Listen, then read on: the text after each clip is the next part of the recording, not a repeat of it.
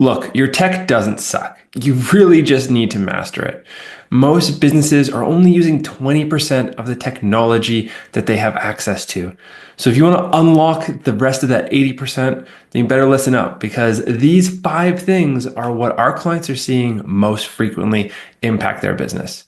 Number one is that they're unable to track their sales activity. Every salesperson they have in the organization, they don't track it. There's no process behind it. So they need to make sure that they're building a process and building that into the technology.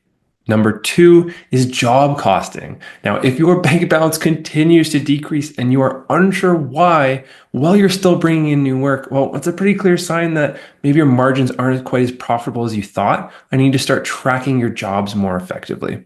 Number three is that your team keeps telling you they don't have enough time in the day. This is very common. Usually that means that there's too many manual tasks, that their workflows are not optimized, and there's not enough automations in place to really make the most effective use of their time. And so they're just running out of time because they're jumping between task and task to get things done. And there's just so much manual effort involved in it. Number four, you're probably constantly fixing your team's mistakes in the software, or you're coming up with excuses or reasons why they are not inputting the information properly.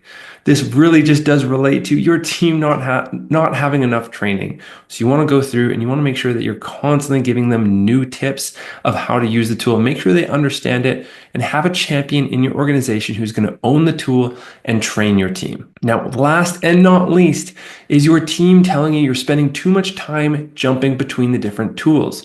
Within your organization, you probably have multiple different technologies, multiple softwares you're using, and that this is impacting your team's workflow because the technology is not communicating with one another.